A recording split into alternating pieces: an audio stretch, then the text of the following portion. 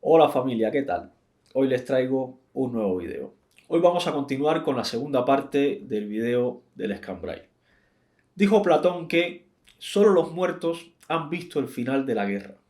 Semanas después de la primera limpia del Escambray vino la invasión por Playa Girón. La Brigada 2506 desembarcaba por la bahía de Cochinos con aproximadamente 1500 hombres, los cuales quedaron abandonados a su suerte gracias a la cobardía del presidente Kennedy, entre otras cosas. A diferencia de lo que nos cuentan en las escuelas cubanas y según algunos autores, los alzados que quedaban en el Escambray para ese entonces nunca fueron avisados de la invasión, que en sus orígenes ni siquiera era una invasión, era un plan para reforzar la infiltración de las guerrillas en el Escambray. El 16 de abril de 1961 se reúnen los principales jefes de las guerrillas en Cicatero en un intento de Osvaldo Ramírez por organizar la guerra. Allí estaban hombres valientes como Tomás San Gil, Julio Emilio Carretero, Congo Pacheco, Blas Tardío, Benjamín Tardío, Rigoberto Tartabul, Porfirio Guillén, entre otros. En esta reunión se ratifica a Osvaldo Ramírez como jefe del Ejército de Liberación Nacional, que es como pasa a llamarse la guerrilla entonces. A finales de 1961, la guerrilla ya había vuelto a crecer en hombres y en actividad. Volvieron a poner en pie de guerra la provincia de Las Villas, abriendo varios frentes de lucha y llegaban hasta Camagüey. Acciones como el asalto al cuartel El Pajarito daban fe de que las guerrillas estaban otra vez activas. En ciudades como Cienfuegos, Santa Clara, Fomento, Trinidad, Santi Espíritu, había una potente organización clandestina que ayudaba a los guerrilleros, además de la creciente ayuda de los campesinos y lugareños, incluidos mujeres y niños que hacían de prácticos guiando a los guerrilleros por el monte. Durante un tiempo, las guerrillas mantuvieron relaciones con la CIA, como igualmente tuvo Fidel Castro relaciones y ayuda por parte del gobierno de Estados Unidos cuando estaba en la sierra. Es importante resaltar esto porque las personas que critican a estos guerrilleros por sus relaciones con la CIA son las mismas que alaban a Fidel Castro y no dicen ni una sola palabra de esas relaciones de Fidel Castro con el gobierno de Estados Unidos en su etapa de guerrillero. Para ese entonces, para finales de 1961, ya no había ninguna relación con la CIA ni con el gobierno de los Estados Unidos por parte de la guerrilla. Los guerrilleros estaban luchando por su cuenta y riesgo. E insisto una vez más que esto es importante destacarlo porque siempre se nos ha enseñado que estos valientes hombres eran mercenarios al servicio de la CIA, lo cual es totalmente falso. Al principio de la lucha efectivamente recibieron ayuda de la CIA, como también la recibió Fidel Castro, pero no estaban al servicio de la CIA, estaban luchando por una causa propia y llegado el momento la CIA dejó de apoyarlos y ellos continuaron luchando por su propia causa. Para estas fechas ya se estaba realizando la supuesta campaña de alfabetización que consistía en adoctrinar, no porque lo diga yo, sino porque está en las propias cartillas de alfabetización, consistía en adoctrinar a los campesinos en la ideología comunista y en la idolatría a Fidel Castro. Es en estas circunstancias, en plena campaña de alfabetización, cuando es asesinado el joven Manuel Ascunce Domenech. Manuel Ascunce era un joven prácticamente niño alfabetizador que estaba junto con Pedro la Antigua, que era un colaborador del ejército comunista cubano, y fueron asesinados los dos el 26 de noviembre de 1961. El régimen cubano ha creado toda una leyenda sobre la muerte de Manuel Ascunce Domenech. En teoría, Manuel Ascunce fue torturado antes de ser ahorcado, pero la verdad es que es muy difícil probar a ciencia cierta que estas torturas se hayan cometido, hayan sido reales, y en caso de que lo fueran, todavía queda por demostrar que fueron cometidas efectivamente por los hombres de Osvaldo Ramírez. En cualquier caso, es válido dejar claro también, por lo menos desde mi punto de vista, que Manuel Ascunce era un adolescente de 16 años y según mi opinión fue un grave error el haberlo asesinado y no hay justificación ninguna, desde mi punto de vista, para este crimen. El asesinato de Manuel Ascunce fue desaprobado por la mayoría de los jefes de la guerrilla. Estos actos fueron considerados de irresponsables y repudiados como tal. Una vez más, como ya había ocurrido antes con Conrado Benítez, Fidel Castro montó otra campaña de descrédito y criminalización, haciéndoles ver a los cubanos que los guerrilleros eran unos bandidos criminales, cosa que a día de hoy todavía creen muchos cubanos ingenuos. Osvaldo Ramírez, como consecuencia de estas muertes, ordenó que ningún guerrillero podía ejecutar a ningún colaborador comunista salvo que estuviera implicado directamente en crímenes contra la guerrilla y estos pudieran ser demostrados además. Evidentemente, esta orden de Osvaldo Ramírez nunca la mencionan los detractores de las guerrillas. Vamos a reflexionar sobre algo. Vamos a hacer un paréntesis aquí. El régimen de Fidel Castro envió a una zona de conflicto armado, como era el Escambray, a un grupo de niños, como era Manuel Ascunce, que apenas tenía 16 años, con el objetivo de adoctrinar a los campesinos. Campesinos que muchos de ellos se negaban a ser adoctrinados. Desde esta perspectiva, Fidel Castro también es responsable de la muerte de Manuel Ascunce por ponerlo allí en medio de un conflicto de guerrillas, a él y a todos esos niños, que muchos de ellos ni siquiera habían pisado el campo por primera vez y ni siquiera estaban armados. En noviembre de 1961, Fidel decreta la ley 988 que permitía fusilar en el acto a los acusados de contrarrevolución. Esto daba pie a justificar todos los crímenes que se habían cometido contra los alzados en el Escambray, desde las torturas hasta los fusilamientos. Además permitía confiscar las propiedades de los guerrilleros, dejando desamparadas a muchas familias nuevamente. Llegado al punto en que el ejército comunista no podía ya controlar la guerrilla, Fidel Castro toma la decisión de hacer una segunda limpia del Escambray. Fidel Castro volvió a volcar todo el poder militar de Cuba nuevamente en la sierra del Escambray y se dieron combates muy violentos como el de Veguitas, Potrero de Guina, el Dátil, Matas de Café, entre otros. Cayeron muchos jefes guerrilleros valientes: Domingo Melena, Rafael García Catalá, Manolito Rodríguez, el habanero, que murió sin conocer a su hija que acababa de nacer. Al tiempo que se sucedían estos combates, en el condado de Trinidad, se encontraban detenidos un gran número de campesinos por parte de la seguridad del Estado y casi todas las noches ocurrían fusilamientos de guerrilleros y de campesinos, y los cadáveres eran enterrados en fosas comunes. Una vez más, en la segunda limpia del Escambray, otros cientos de familias de campesinos fueron desalojados de sus casas, despojados de sus propiedades y llevados por la fuerza a otras provincias del país, y nunca más volvieron a sus hogares. Aún así, con todo este poder militar y teniendo como rehenes a muchos de los familiares de los guerrilleros, el régimen de Fidel Castro no podía eliminar las guerrillas. Es entonces cuando se crean las tropas especiales de lucha contra bandidos. Durante 1962 continúa la lucha y mueren hombres muy valiosos y valientes como Congo Pacheco, que fue ejecutado por el ejército cubano estando herido y su cadáver lo desaparecieron. Margarito Lanza Flores, que es el capitán Tondique. El capitán Tondique también murió. Capitán Tondique se escondió en un cañaveral y los milicianos le tenían miedo y no quisieron meterse en el cañaveral a buscarlo y le prendieron fuego a la caña. Tondique sobrevivió al incendio, pero con quemaduras de extrema gravedad, y lo capturaron así quemado y fue ejecutado también. El 16 de abril muere, después de haber burlado otro cerco más, muere Osvaldo Ramírez. Un miliciano lo mata por pura casualidad prácticamente. El miliciano dispara hacia la maleza un tiro y ese tiro casualmente impactó sobre Osvaldo Ramírez, que ahí estaba escondido en el matorral. Tras su muerte pasó a ser jefe de la guerrilla Tomás Angil y mantuvo también en jaque a las milicias comunistas de Fidel Castro.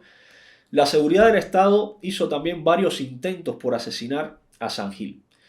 En plena crisis de octubre en el año 1962, tras los acuerdos de retirada de los misiles soviéticos de Cuba, el gobierno de Estados Unidos se compromete a no ayudar a los guerrilleros cubanos, esto está escrito en la historia, y evitar que los exiliados cubanos ayudaran a sus compatriotas dentro de Cuba. Esto tampoco te lo ha contado el régimen cubano en las escuelas.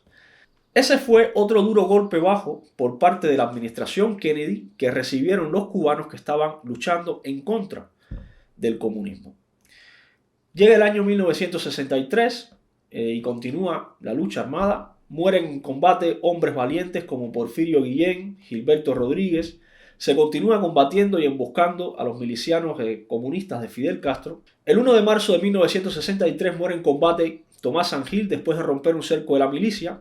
Se da cuenta de que había quedado detrás, dentro del cerco todavía, Mandy Flores. Sangil regresó para buscar a Mandy y cayó abatido por fuego enemigo junto a Mandy y junto a otros 11 guerrilleros.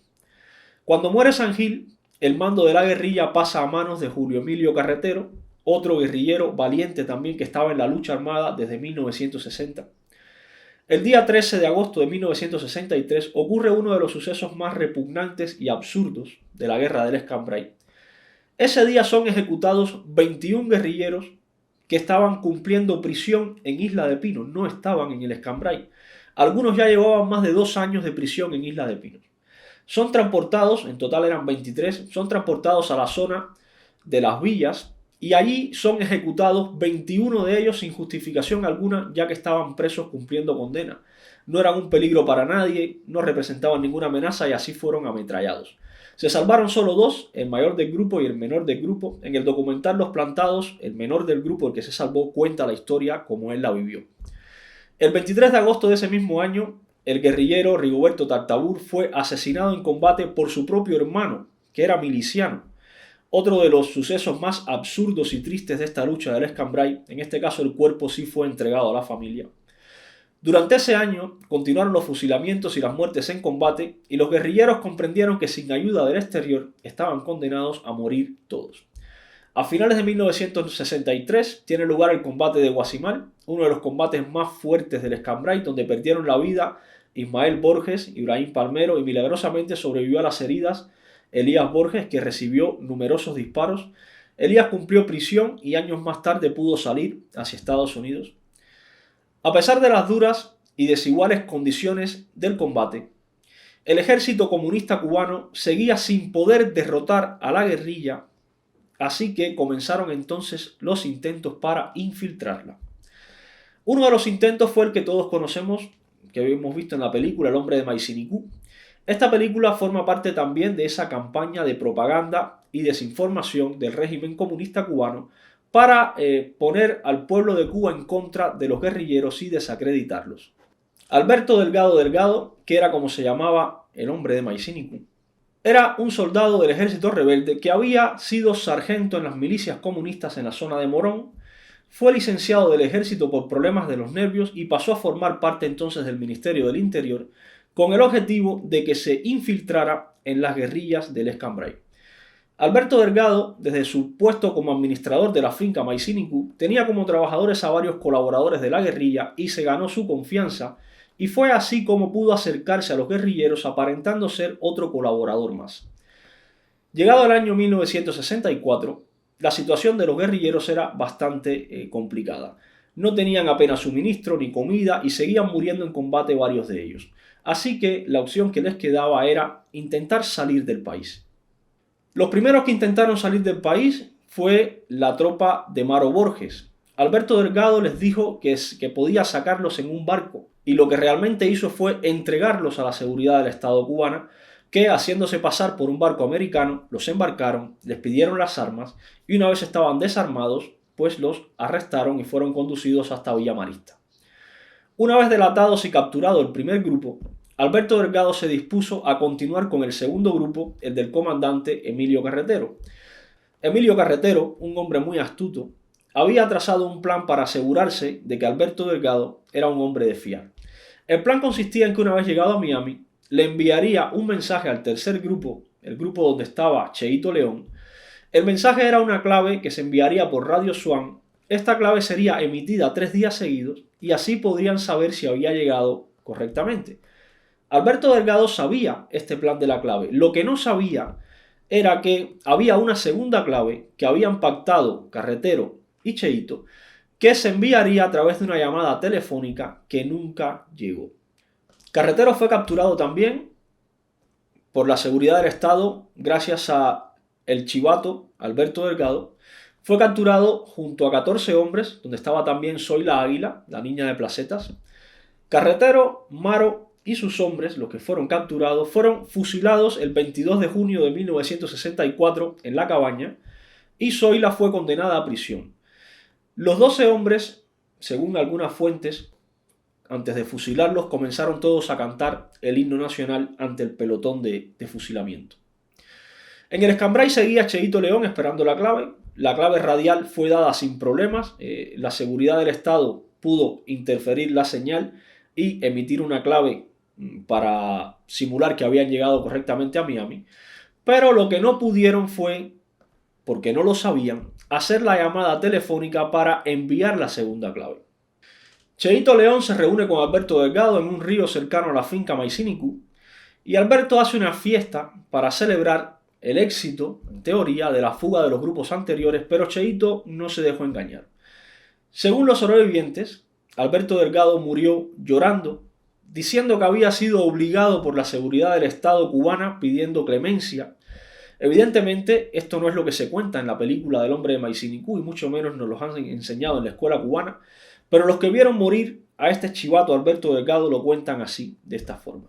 Alberto Delgado fue ahorcado, colgado de una guásima, haciéndose justicia a lo antiguo como hacían los mambises con guásima, cabuya y cebo, pues así fue ahorcado y ejecutado este delator Alberto Delgado.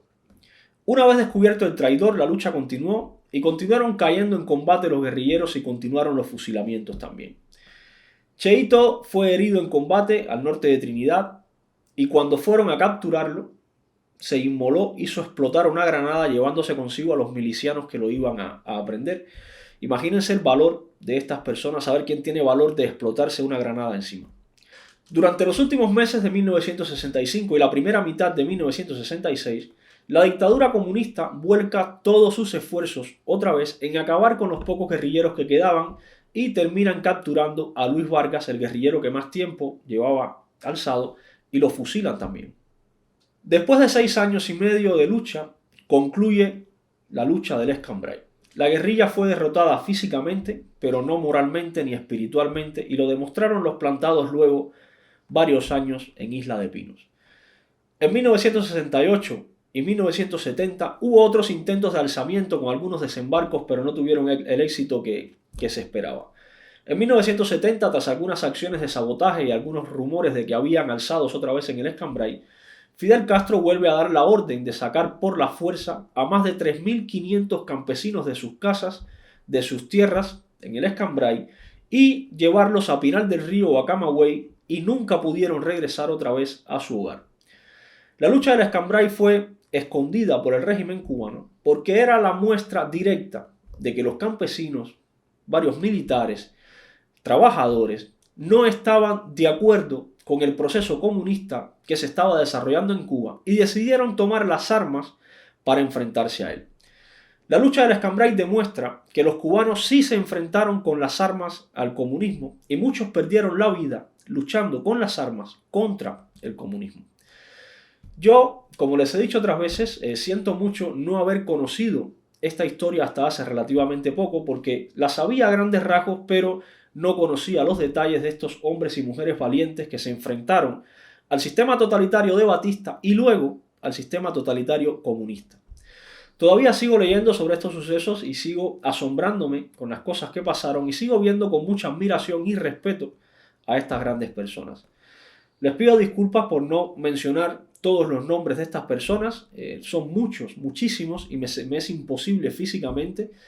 Si se me ha quedado algún dato relevante, también les pido disculpas e invito a todos ustedes a que puedan ayudarme en los comentarios del video.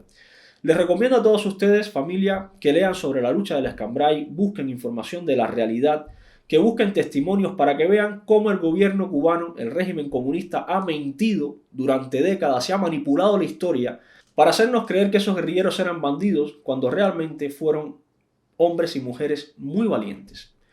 La historia siempre la cuentan los vencedores y por demás tienen siempre varias versiones. Como mismo les dije en el primer video anterior, esta es la versión, la que he dado hoy, es la versión que yo creo firmemente porque he podido corroborarla con varias fuentes, incluso personas que todavía viven. Hay cubanos que siguen creyendo la historia oficialista, que han tenido familiares milicianos muertos en el Escambray, por ejemplo. Yo no tengo absolutamente nada en contra de su versión, ni pienso entrar al debate en ese aspecto. Para ello solo tengo dos preguntas. Primera pregunta: si los milicianos que murieron en el Escambray convierten a los alzados en asesinos, según ustedes, los militares entonces que murieron en el asalto al cuartel Moncada y al hospital militar, ¿convierten también a Fidel Castro en otro asesino? Segunda pregunta: si el asesinato de Manuel Ascunce convierte a todos los alzados del Escambray en asesinos, según ustedes, el fusilamiento ordenado por Camilo Cienfuegos de los hermanos Delio y Lungo Castillo, uno de ellos con 16 años igual que Ascunce, el 23 de abril de 1958, convierte a Camilo en otro asesino y a Fidel en otro asesino y a todos los que estaban en la sierra en asesinos también.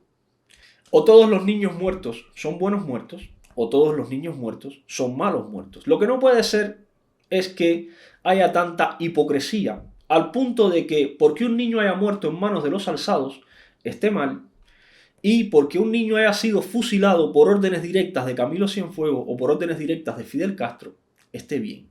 Esa es la típica hipocresía y la doble vara de medir que los convierte a ustedes, comunistas cubanos, en unas personas hipócritas y miserables, que es lo que son. Estos son los datos, familia. Esta es la historia que yo me creo, esta que les he contado. Las ideas, las que ustedes quieran, familia. Un saludo. Nos vemos en próximos videos.